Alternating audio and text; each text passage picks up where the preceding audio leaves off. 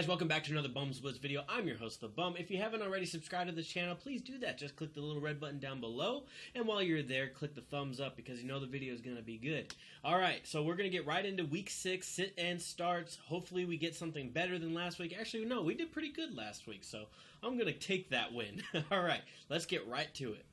Let's jump right into the list. We got Marcus Mariota for my first player I want to talk about. He obviously has a great matchup this week against Cleveland Browns. The Cleveland Browns have given up 20 points to opposing quarterbacks, which is pretty good. It's a top 5 defense against the quarterback giving up points, if that makes any sense. But yeah, they've given up points to tons of quarterbacks, but none that were of note, basically. No good quarterbacks, really, except for Tom Brady, who was coming off of a 4-week suspension. We don't even know if that was a rusty Tom Brady that scored 29 points against them, but that kind of just shows you where the Browns are as a defense. Mariota will have a few options to throw to, obviously. He has Delaney Walker, who I think will have a nice week this week. Didn't put him in this list, but because it's more of just a no-brainer type of start. Mariota definitely will get some points through the air, but as well on the ground. So definitely look for him if he's on your waiver wire and you need a guy to replace Winston possibly. I mean, if in a deep league, if you had Bradford, I guess in a deep league, Mariota might not be there, but in case he is, and you have Bradford, stick him in your lineup. But definitely take a look at Mariota this week, maybe even in daily fantasy. So, all right, next person I want to talk about is a don't play player. Sometimes guys like to play the players that get in after not being in for a while, or, the change to see, if they could take advantage of it, especially with the guy that we've seen before. Obviously, I am talking about Colin Kaepernick. I don't believe he is going to have a great game this week. I know that there's all kinds of controversy around him, it has nothing to do with anything I'm saying this week. He's a player that people want to see in the game, or maybe just don't want to see in the game. Maybe they want to see him fail. Maybe they don't. I don't know.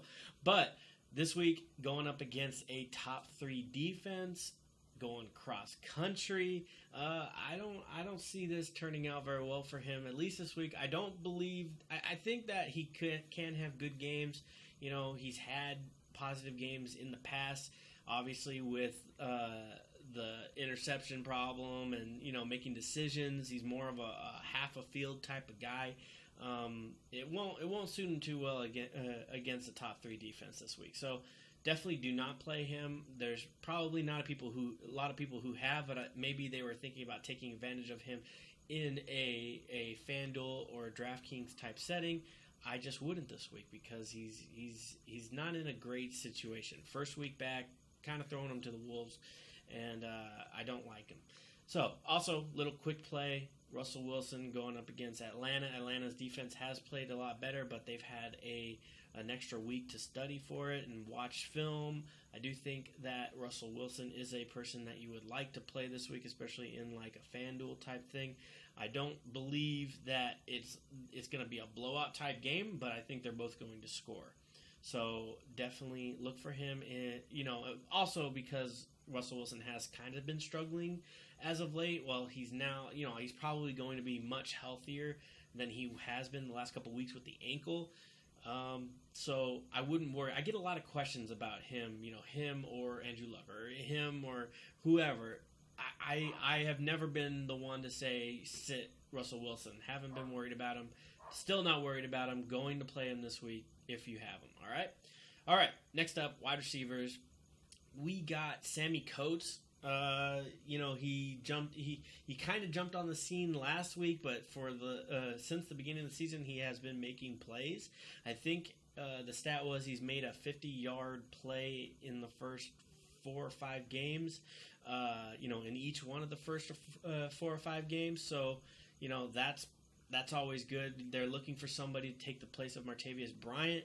And it could definitely be Sammy Coates. He's one of those big play type guys, sort of like what they had with Wallace back in the day. And it that kind of thing suits their offense really well. Obviously, with Antonio Brown taking away everything, they got to focus on him, and sometimes that leaves some holes, deep, or some missed coverage type stuff. So Sammy Coates definitely benefits from that. They're playing Miami, who is not very good on defense. They give up 26 points per game to wide receivers. So that's something to look at. Hopefully you got him on waivers this week. He should have been picked up a lot. I know that I definitely picked him up, but if you didn't and you have a spot on your roster for him, I would definitely pick him up, because in that offense we've seen there's definitely room for Martavis Bryant. There was definitely room for a Wallace when Antonio Brown was playing. So wouldn't be scared to have both of them on a team. All right. Sorry. Next person we're going to talk about, because I've talked enough about Sammy Coates, is Brandon Marshall. He's going up against Arizona this week. Obviously, their defense is great. They haven't, they've given up some points to wide receivers, but I think without Decker, they're going to be able to focus on Marshall more. Yes, the Jets have another wide receiver that is serviceable, but I don't think that with this defense they're as worried about him. They could still stick one of their cornerbacks on that guy and still be able to cover the field. So they'll pay extra attention to Brandon Marshall. They're tough. And plus, the Jets have not been playing too well. Fitz hasn't been playing very well. That not Fitzgerald, but Fitzpatrick hasn't been playing very well the last couple weeks. A lot of interceptions, and I just think this is one of those games where Brandon Marshall actually goes under 100 yards for sure, and I don't think he'll score a touchdown. All right, and of course, a little quick hitter. I gave you a little bit of quarterback love, and now I guess I got to give Seattle a little bit of wide receiver love. I think Doug Baldwin is a nice play, especially for daily fantasy. He could definitely have a good game this week. Although the Falcons have been playing well, they do give up touchdowns throwing. So definitely look out for a Doug Baldwin sighting in the end zone. All right, running backs. The first one I want to talk about is actually, I'm gonna flip it and go Isaiah Crowell. Don't play him. Going up against Tennessee, who surprisingly has a pretty decent defense. They've given up 14 points per game to running backs, and they've given up 2 touchdowns all year. They haven't had anybody score or rush over 50 yards except for one person, and no one over 100 yards. So I think the one person, I forgot who it was, but it was 80 yards. Other than that, 2 touchdowns. They've been pretty tough. I don't see Cleveland having a great rush attack against them, especially since it's like, who are you going to cover? Crowell or Pryor? They can do both. They can focus on both. So definitely looking at Crowell as a guy that you may sit this week. If you have a guy like Isaiah, I'm assuming you had other players to start with, although you're probably starting him as of late because he's been playing really well. Don't think that this is the week that you want to play him. All right. The next, I guess that's the only running back I got. The next person I want to talk about is Macklin. I don't even know why I went to wide receiver right now, but I'm going to do it anyways. Macklin, obviously, great matchup against the Raiders. The Raiders give up 30 points a game to opposing wide receivers, which is just nuts. And Macklin is the guy that they want to get the ball to, so definitely try to get him in your lineup.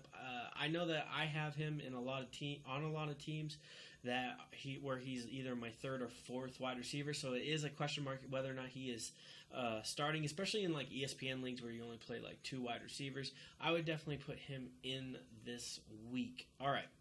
Last up, we're going to talk about some tight ends. I'm going to kind of go through quickly of a few. These are guys that I don't want you to play, and there's 3 of them right off the top of the bat because all 3 of the defenses they're going up against, they give up less than like 2.5 points per game. So that would be Dwayne Allen, Reed, and Jacob Tamme. So basically, Allen playing Houston gives up like 2.8 points a game, 2.7, something like that. Reed going up against Philly, who gives up like 1 point something points a game. They haven't really played a great tight end, but we don't even know if Reed's going to play this week, which he probably won't. Concussion again. But if he does play, do not put him in your lineup, no matter what. Just find somebody else. And Jacob Tamme going up against, again, Seattle. That's just a bad matchup. All right. Then I want you to play Jimmy Graham. I know that it's been a tough go with Jimmy Graham owners lately because, you know, he hasn't been the same Jimmy Graham that he was on the Saints. And, you know, in that offense, who knows when he's going to have a good game. But this week, I think that he's definitely going to find the end zone. ATL has given up a touchdown to opposing tight ends in all but one game, and that was last week. But other than that, every game that they have played this year, they've given up a touchdown to tight ends. And I don't think that trend really ends this week. Jimmy Graham is good enough to get in the end zone still. I do believe that he's a nice play for, you know, if you got a guy on bye, or if you got like Ebron who's hurt right now. Definitely put in Jimmy Graham this week. It will pay off. You know, Fanduel, DraftKings. I think he's going to be a nice play. Thanks so much for watching, guys. If you have any questions at all about what you've seen in this video, please feel free to leave a comment down below. If you have any suggestions about what I'm doing on this channel so far, please leave a comment down below. If you don't want to do any of that, you don't have to, because you could tweet me at BumsBlitz. My website is bumsblitz.com, and my Facebook is BumsBlitz Fantasy Football. I make it real easy for you.